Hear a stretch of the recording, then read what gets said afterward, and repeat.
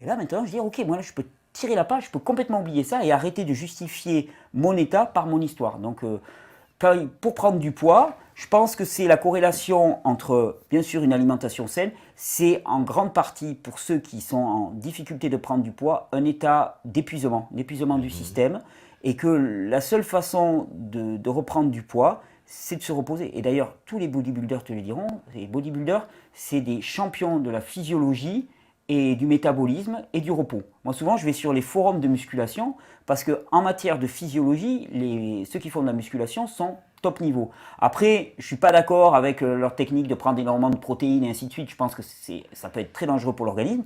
Mais en termes de connaissance du corps humain, ils sont extraordinaires. Et ils te disent bien, on construit de la masse musculaire en dormant. Tu prends les bébés, hein, c'est le moment où on a le plus de croissance, qu'est-ce qu'ils font? Ils mangent et ils dorment. Ils mangent et ils dorment. Les sumos, quand ils sont en prise de poids, qu'est-ce qu'ils font? Ils mangent et ils dorment. Tu construis de la masse en dormant. Tu ne construis pas de la masse en étant actif, tu construis de la masse en dormant. Parce que c'est le moment où tu es le plus au repos et donc tu as le maximum d'énergie pour la construction. Donc si tu veux construire de la masse musculaire, eh ben, il faut te nourrir de manière adéquate. Donc bien sûr, avoir une ration alimentaire qui soit suffisante. Et si tu ne manges pas assez, ça ne marchera pas. Hein. Mais après ça, c'est avant tout une question de repos. Donc, Et le fait qu'il pose une question sur la constipation. oui, la constipation chronique aussi. Ouais. Mais la constipation chronique, elle est liée là aussi, la plupart du temps, à l'épuisement. Elle est liée à l'épuisement et puis elle est liée aussi au fait que, je te parlais des céréales qui sont, pour bon nombre d'entre elles, des véritables cols qui se collent dans les intestins. Et ces cols, c'est des véritables glues qui s'agglutinent dans les intestins et qui créent de véritables bouchons. Et c'est quand même assez impressionnant parce que moi j'entends parfois des gens qui me disent « mais moi je vais à la selle tous les 4 ou 5 jours ».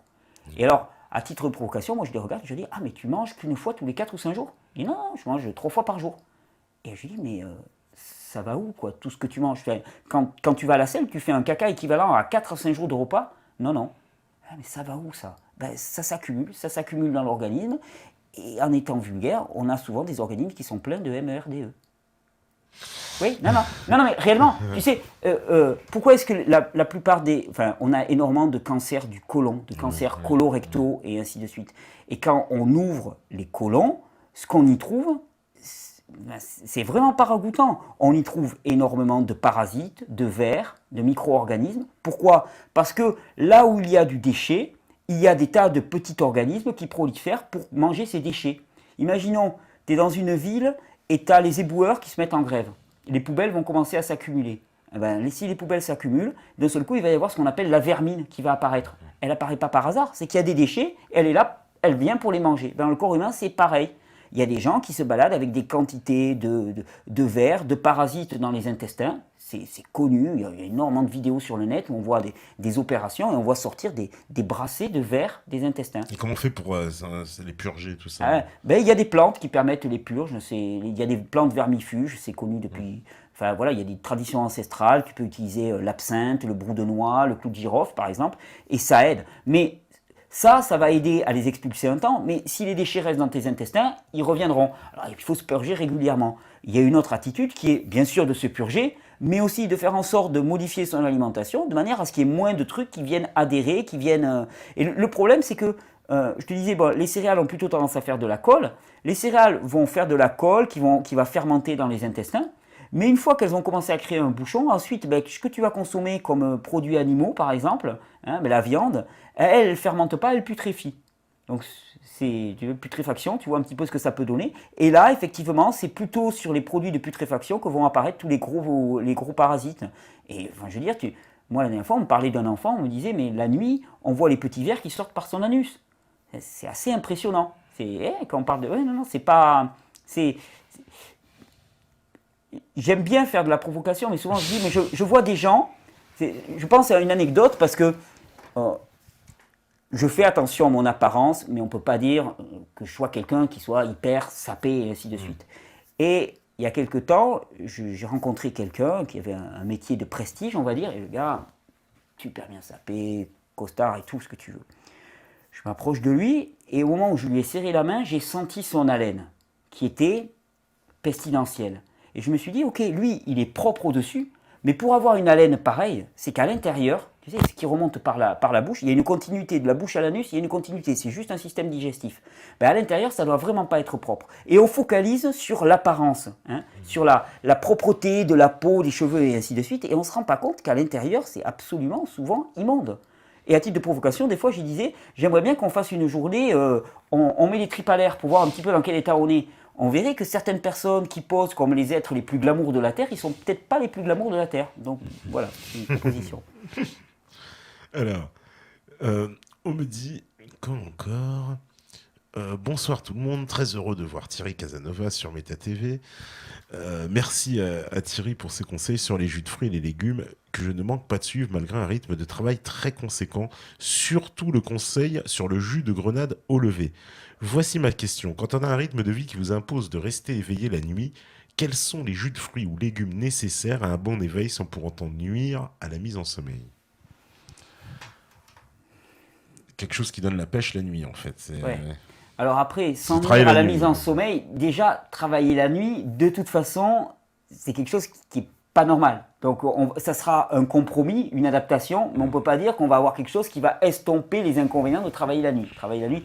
Après, effectivement, il y a des stimulants. Hein, tout ce qui est les jus de fruits, par exemple, vont être extrêmement stimulants. Elle parle du jus de grenade. J'avais fait une vidéo où je faisais du jus de grenade et j'avais dit c'est une sorte de réveil matin. Pourquoi? Parce que dans la grenade, quand tu bois du jus de grenade, tu as un facteur, on dit astringent un petit peu. Tu sens une espèce d'amertume, quelque chose qui sèche un peu la bouche. Bon, mais ça remet en circulation tous les fluides dans le corps et ça a un côté réveil, c'est clair. Tout ce qui va être stimulant pour l'organisme va y participer. Les jus vont y participer. Mais il faut bien se dire quand même que travailler de nuit, c'est pas normal.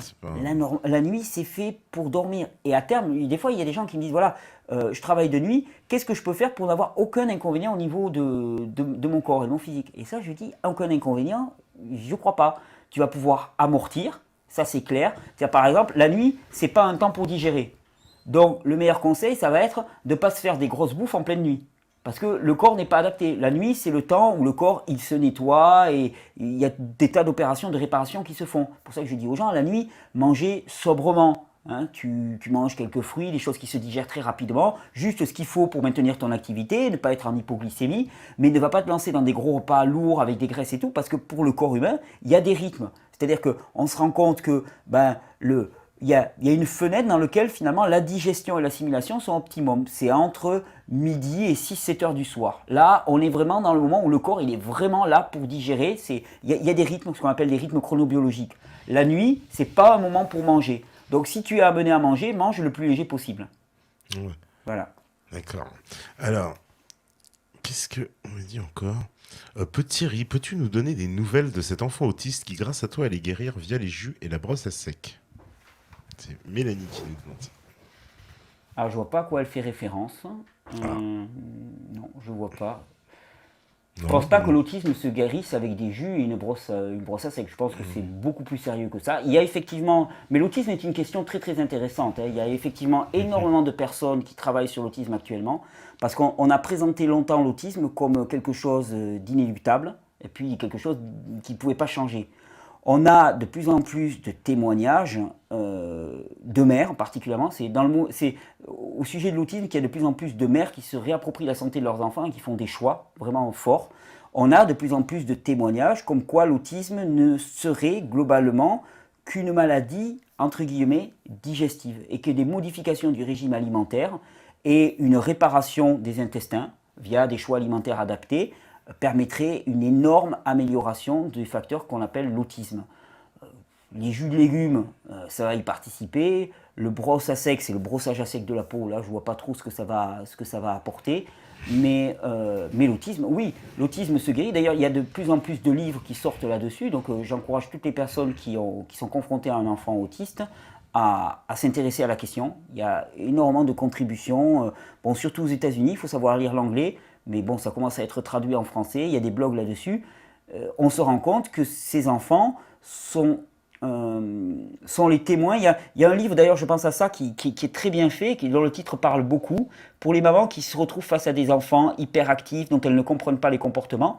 Il y a un livre qui a été écrit par une personne belge qui s'appelle Tati Lawyers, je crois, et qui s'appelle « Les Canaries de la modernité ». Et c'est en référence à ces canaris qu'on mettait dans les mines de charbon pour prévenir les coups de grisou. Et elle considère que ces enfants qui présentent des troubles que personne ne comprend, eh bien, ils sont les signes avant-coureurs de notre civilisation qui n'est plus viable et qui n'assure plus les conditions normales de vie. Elle appelle ça les canaris de la modernité. Et je trouve que son livre, il est très bien fait, même si je n'adhère pas obligatoirement aux solutions qu'elle apporte, à toutes les solutions qu'elle apporte. Au niveau de l'analyse des facteurs de perturbation, il est excellent. Et elle parle de la conséquence de la consommation d'additifs alimentaires, du gluten, sur le comportement, l'hyperactivité et le caractère autiste de certains enfants. Donc ça, pour moi, c'est une très bonne référence. Et c'est très bien. Et c'est un livre en français, pour le coup. Les Canaris de la modernité. Canaris de la modernité. Ah, c'est... Alors, qu'est-ce qu'on me dit encore? On me dit d'ailleurs, et voilà, est-ce que est-ce que votre façon de vous nourrir est applicable à tout le monde? C'est Sophia qui nous demande ça. Alors, est-ce que ma façon de me nourrir à moi est applicable à tout le monde? Certainement pas. Parce que j'ai des besoins qui me sont propres, maintenant. Après 8 ans, après avoir mangé cru, après avoir... Voilà. Donc, non. Si ce que moi je fais exactement, non. Par contre, est-ce que tout le monde est fait à la base pour se nourrir de fruits et de légumes et fonctionner bien avec ça? Je dirais, dans l'absolu, théoriquement, oui. Par contre, ça peut demander un certain temps d'adaptation et de réhabilitation des organes. C'est pour ça que je disais que si tu passes du jour au lendemain, pour certaines personnes, ça va bien se passer. Pour d'autres, ils vont simplement se dénutrir. Parce que sur des fruits et des légumes, ils vont commencer à maigrir, perdre du poids, ça ne va pas marcher. Bon, ben là, ça veut juste dire que l'organisme, il y a des fonctions qui ne sont pas encore reconstruites et tout. Donc, dans l'absolu, théoriquement, oui. Mais une fois les adaptations nécessaires réalisées. Mais dans l'absolu, oui. On est tous construits de la même des façons. C'est-à-dire que pour... tu as deux petits cochons. Les cochons, ils ont un régime spécifique de l'espèce. C'est-à-dire que les cochons, ils ont un régime qui leur est propre. Les vaches, elles ont un régime spécifique de l'espèce. Et on s'en est rendu compte, les vaches, c'est des herbivores. Si on commence à leur donner des farines animales, ça part en live. Hein. On s'en est vraiment rendu compte. On l'a payé cher. Hein. Et c'est valable aussi pour les humains. Les humains, ils ont un régime spécifique de l'espèce. Mais ça, on s'y est rarement intéressé. C'est-à-dire que moi, on m'a transmis une tradition culinaire qui était plutôt basée sur une histoire, hein, mais qui n'était pas basée sur la connaissance des besoins physiologiques de l'humain. Et on s'est rendu compte que l'humain est par constitution plutôt du type ce qu'on appelle frugivore. Frugivore, ça ne veut pas dire mangeur de fruits exclusivement, ça veut dire qu'il se rapproche du régime des grands singes anthropoïdes comme les orang-outans, les chimpanzés, avec qui on partage énormément du patrimoine génétique. Et ces singes-là, ils se nourrissent majoritairement de fruits, de légumes, particulièrement de feuilles vertes, de tout ce qui pousse à la surface du sol. Ils ne vont pas trop gratter le sol. Et occasionnellement, plus ou moins occasionnellement selon les espèces, d'insectes, de petits animaux. Voilà, ça c'est leur régime globalement. Eh bien, on a une physiologie qui est très proche de ces animaux-là. Donc ça ne change pas, c'est valable pour tout le monde. Sauf que l'état de notre organisme à un instant donné peut faire que si on bascule là-dessus de façon délibérée d'un seul coup, ça ne va pas marcher. Il y a un temps d'adaptation, il y a un temps de réhabilitation. C'est pour ça que je te dis, voilà, j'encourage tout le monde à faire des modifications progressives. Et puis, je dis ça, mais moi j'ai fait tout le contraire. J'ai sauté de but en blanc, de l'un à l'autre, parce que j'avais envie, parce que j'avais une urgence vitale et ainsi de suite. Donc, ça ne veut pas dire que sauter de but en blanc, ça ne va pas marcher, mais on peut prêter le flanc à plus de difficultés. Voilà, c'est juste ça. Alors, qu'est-ce qu'il y a encore comme question? Il y en a pas mal. Ah, voilà. Petite question qui fâche. Évidemment, c'est la question de Jonathan. Il dit Thierry, dans une vidéo, tu nous parles, c'est vrai, de régénérescence de membres en buvant des jus. Je ne peux pas évincer cette question. Tu l'as vu la vidéo? Non, mais j'ai vu la vidéo, c'est la question et réponse numéro 97. Alors, je vais remettre quand même en contexte pour expliquer la chose. Il y a une personne qui m'écrit, qui me dit qu'elle est amputée d'un bras. Visiblement, elle a du mal à l'accepter et elle me dit, est-ce que le bras peut repousser avec des jus? Moi, je lui dis, théoriquement, on a des cellules souches dans le corps qui peuvent reproduire n'importe quelle partie du corps. Donc, théoriquement, dans l'absolu, et je dis bien théoriquement, la théorie, c'est pas la pratique, théoriquement, pourquoi pas? Après, je lui dis, en pratique, je ne l'ai jamais vu et franchement, j'ai du mal à y croire. J'ai vraiment du mal à y croire, personnellement. Mais théoriquement, ça serait possible. Et après, je lui disais, écoute, Moi, j'ai entendu parler aussi de miracles par la prière ou des choses comme ça. Donc peut-être que si tu voulais voir repousser ton bras, plutôt que de compter sur les jus, je compterais sur la prière. Si tu veux voir repousser ton bras. Je n'ai rien dit de plus. Vous savez, allez, je me demande même si ce n'était pas une question piège qu'on m'avait posée. Voilà, bon, j'y ai répondu. J'ai jamais prétendu que les bras repoussaient avec des jus. Ça serait, enfin, je veux dire, ça serait prendre les gens pour des nigauds. Je dis pas que c'est théoriquement impossible. Je dis juste que je ne l'ai jamais vu. Ça me paraît très difficile. Voilà. Mais voilà, on voit une thyroïde repoussée, donc je dis dans l'absolu, pourquoi pas, hein, parce que c'est pas parce qu'on l'a jamais vu que ça n'aura jamais lieu. Hein.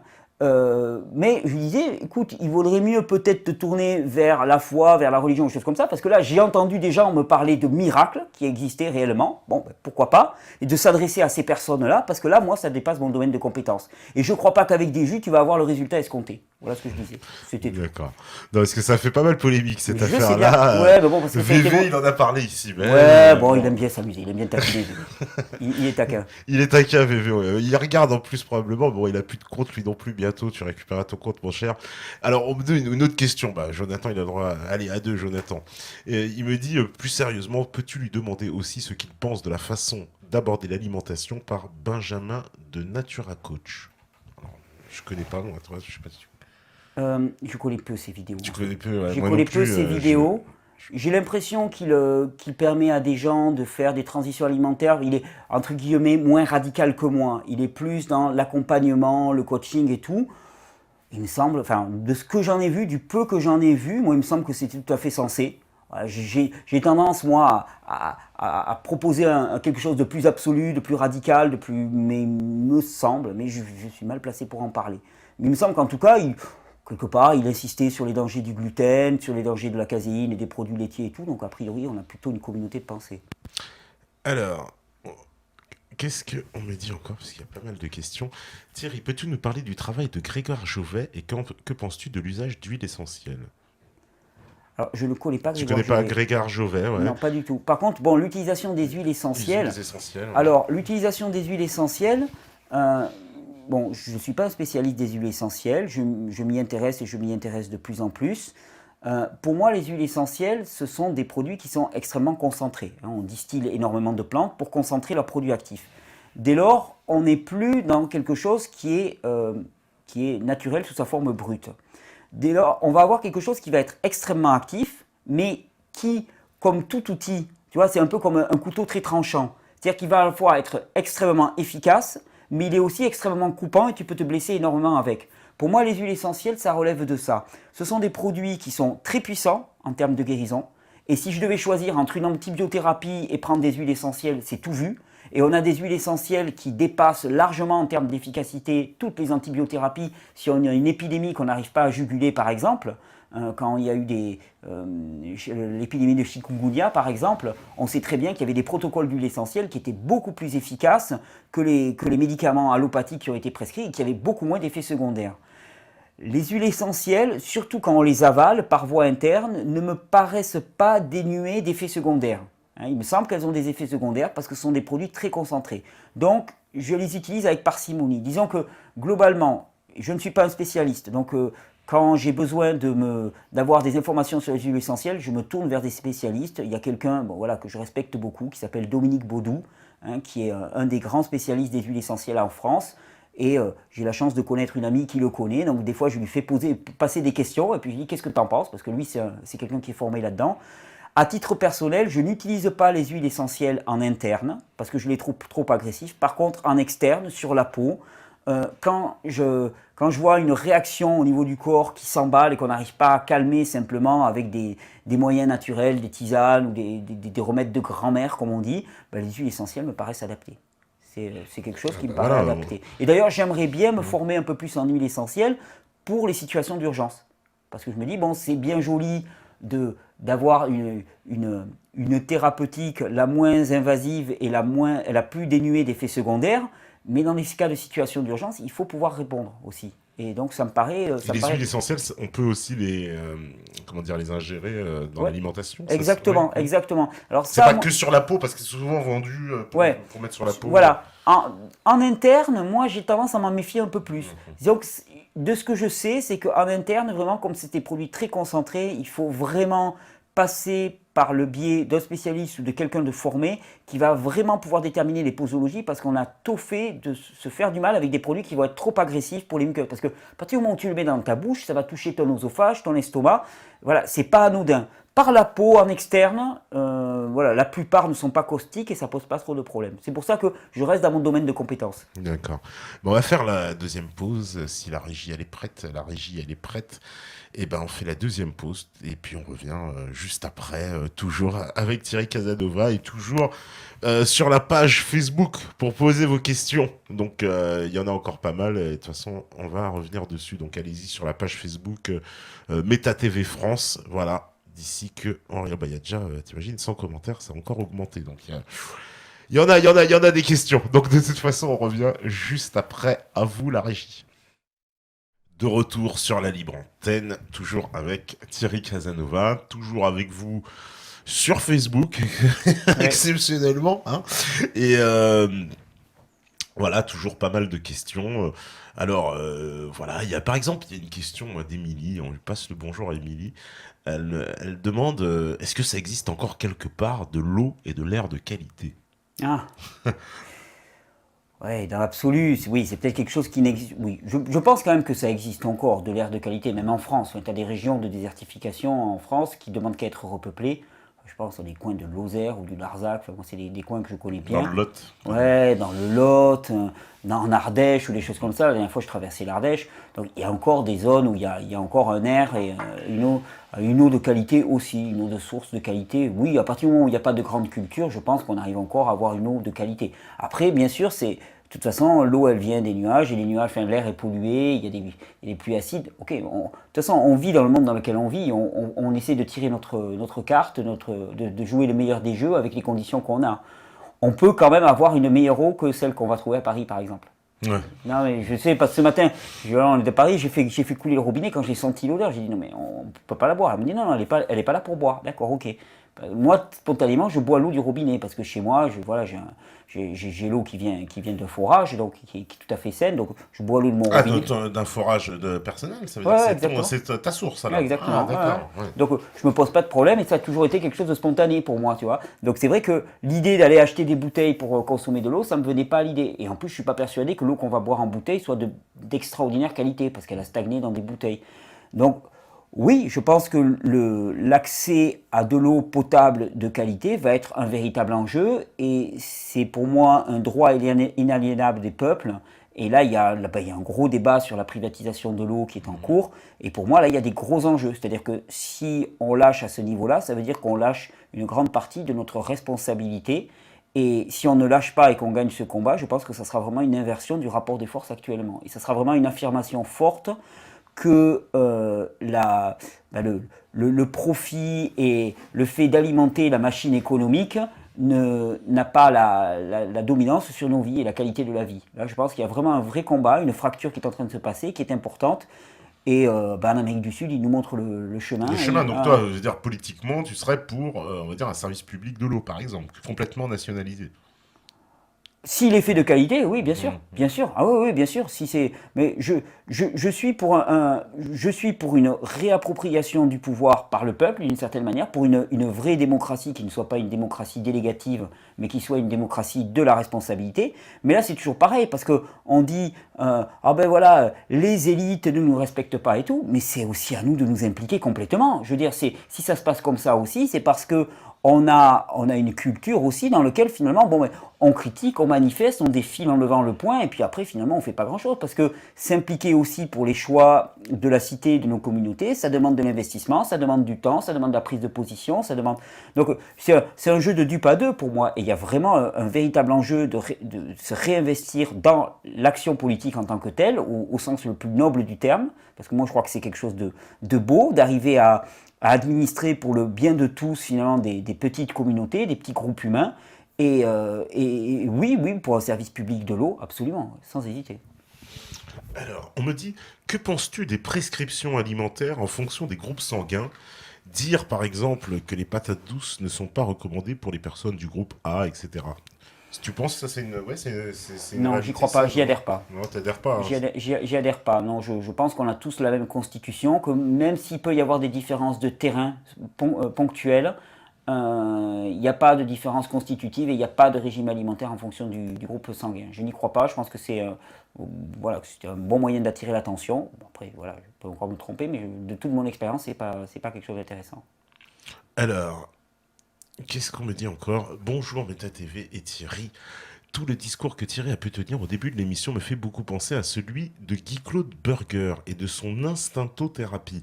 Est-il possible de chercher à suivre un mode de vie et cette alimentation instinctive originelle dans le monde actuel qui a été complètement modifié et qui fausse probablement tout au niveau instinctif? N'est-ce pas voué à l'échec? Et ce discours d'alimentation originelle instinctive est-il compatible avec la consommation de jus de légumes? Alors, je pense que dans sa question, il y a beaucoup de Oui, vrai. Il y a oui, beaucoup oui. de vrai. On n'est plus du tout dans un contexte originel. Et il ne faut pas rêver quand on parle oui, de modèle naturel et Ouais, ainsi de suite. On ne sait plus ce que c'est le modèle d'accord. naturel. Il y a très longtemps qu'on s'en est éloigné. Je constate quand même que cette capacité du corps humain à reconnaître ses besoins, elle fonctionne encore partiellement ou totalement avec les conditions qu'on a actuellement. Certainement, ça fonctionnerait beaucoup mieux dans un contexte naturel si on était en pleine forêt. Ce n'est pas le cas. Il me semble que c'est quand même un outil qui est intéressant, qui peut nous guider. Ce n'est pas un outil absolu, mais c'est un outil qui peut nous guider pour arriver à déterminer quels aliments et ainsi de suite. Je ne veux pas dire que je passe mon temps, moi, à chercher quel aliment est bon pour moi et tout. Je le garde juste en tête, tu vois, des fois. Et puis, c'est surtout que ça me donne la capacité de me dire que si par exemple à un moment je n'ai envie que d'un seul type de fruit, par exemple, je ne m'interdis pas de manger que ça. Tu vois, si un jour j'ai envie de manger, je sais pas moi, c'est rare, mais que des bananes par Mhm. exemple, je vais pas me poser de problème avec ça. Je vais me dire ok, ça correspond à un besoin, puis voilà, je vais faire le Et plein. toi, tu proscris toute forme de produits laitiers, c'est-à-dire tous les produits laitiers, lait, fromage, tout ça, c'est proscrit. Globalement oui. Euh, des études récentes ont montré que il se pourrait, alors je garde beaucoup de bémols, moi je crois que il y a quand même pas mal d'ambiguïté là-dessus. Ce qui est certainement absolument délétère, c'est tous les produits laitiers pasteurisés. La pasteurisation détruit tout ce qui est tout ce qui est vivant dans le lait, tous les enzymes qu'il y a dans le lait, et le transforme vraiment en un produit qui est vraiment inadapté à l'espèce humaine.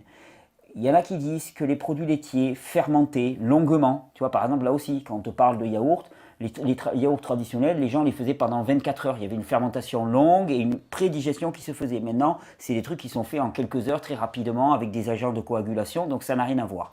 Il y a des personnes qui défendent que les produits laitiers fermentés traditionnellement, de façon crue, à partir de lait cru et ainsi de suite, n'auraient pas un impact négatif sur l'organisme. J'entends leurs arguments, ça ne m'a pas vraiment convaincu. En même temps, je sais que traditionnellement dans les campagnes avant, il y avait beaucoup de gens qui soignaient avec du lait de chèvre cru. Ou, Mhm. voilà. Donc, je n'ai pas l'arrogance de penser que nos grands-parents étaient stupides, loin de là, au contraire. Donc, j'entends.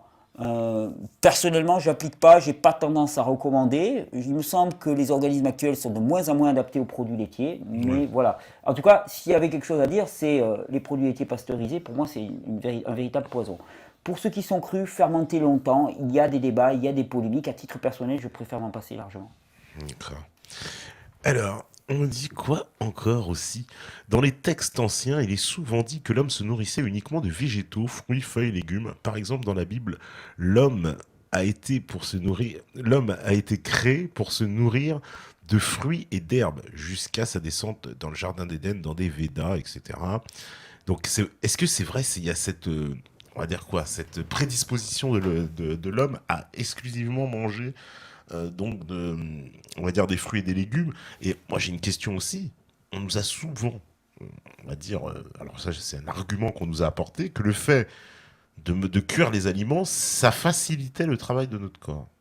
Et que ça, aussi que ça apportait du bien-être. Voilà, un repas chaud en fait apporte une forme de bien-être. Ok, alors par rapport alors, au texte traditionnel, il est certain que dans la Bible, dans Genèse, dans le chapitre 1 de Genèse, on présente l'homme comme se nourrissant de fruits et d'herbes portant des graines uniquement. Après ça, alors après on croit à la Bible ou pas, hein, on y apporte sa caution ou pas. Après ça, il y a eu la descente. Et on ne vit plus dans le temps du Jardin d'Éden, déjà, premièrement. Mais ça nous donne quand même une bonne indication de comment l'homme a été constitué selon cette tradition. Après, tu sais, dans la Bible, il y a aussi, par exemple, qu'on croit ou pas à la Bible, il y a quand même des faits historiques avérés qui sont liés à ce texte-là, ça c'est évident. Et par exemple, il y avait quelque chose qui m'avait toujours interpellé, il y a un texte qui fait état du prophète Daniel, qui était un très grand prophète. Ouais. Et Daniel, à un moment, il a été amené captif à la cour de Nabuchodonosor, si je ne me trompe pas. Et il demande à être nourri, on raconte dans le texte, il demande à être nourri uniquement de légumes et d'eau. Et on dit qu'au bout de 15 jours ou 3 semaines, eh bien, il avait développé une force physique qui impressionna Nabuchodonosor. Donc tu vois, il y a des choses qui émanent comme ça.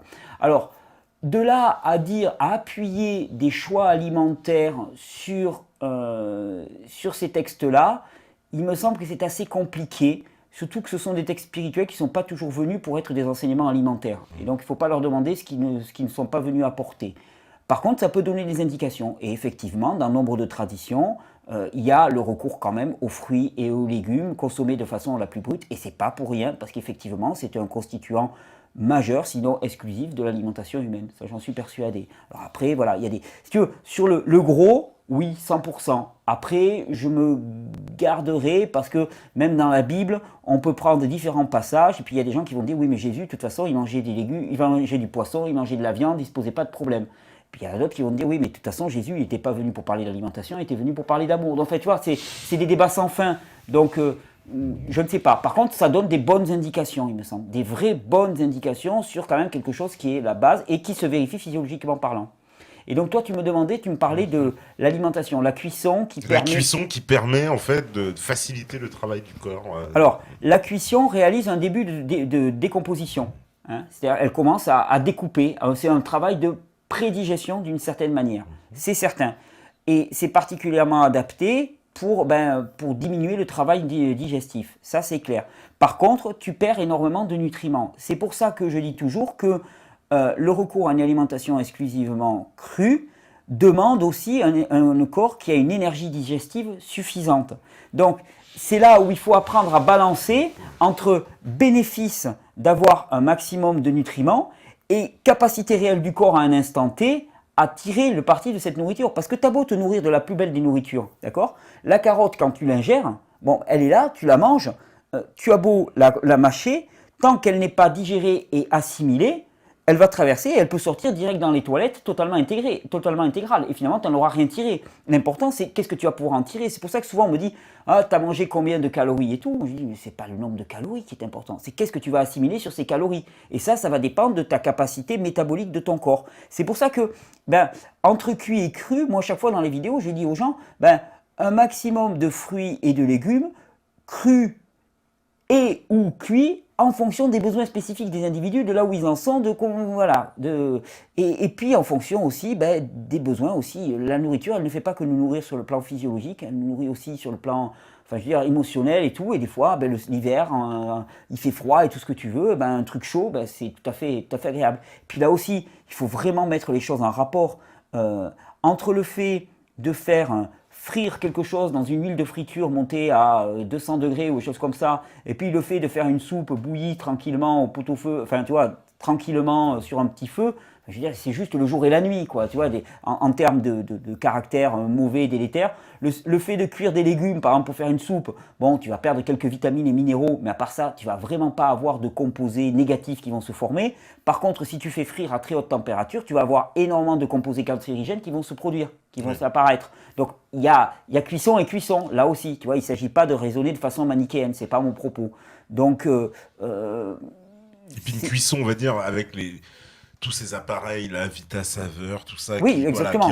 Qui disent qu'ils font cuire à basse pression. Basse pression, basse température. Mais oui, mais bien sûr, quitte à faire de la cuisson, s'orienter vers ce type de produit, c'est minimiser les risques et surtout maximiser les nutriments. C'est-à-dire qu'on va garder un maximum de minéraux et de vitamines. Dans l'absolu, c'est vrai. Et pour certaines personnes qui n'auraient pas la capacité digestive, ou en tout cas qui ne l'auraient pas encore, eh bien, au départ, passer par cette étape-là, entre guillemets, si elles veulent après passer à du tout cru, mais d'abord passer passer à cette étape-là pour guérir les intestins, ainsi de suite, c'est intéressant. Oui, parce que Alors, toi, tu disais justement, ce que tu disais, les changements radicaux, c'est pas bon. C'est-à-dire, c'est ça que tu disais, que les c'est gens pas qui bon. veulent trop faire changer du jour au lendemain, on arrête On est tout. beaucoup à l'avoir fait, Hmm. parce qu'il y a aussi un truc un peu absolu. D'ailleurs, j'ai remarqué que c'est plus souvent les hommes que les femmes. Les femmes sont plus en lien avec leur ressenti, et donc elles vont pas faire les trucs au mental. Par contre, les mecs, tu vois, on chausse une idée, et puis c'est, on y va, et puis pas question. Et même si le corps il crie, même s'il a mal, même si, Vrai. tac, on y va. Tu vois, c'est C'est le vrai. côté très intellectuel, très, très masculin.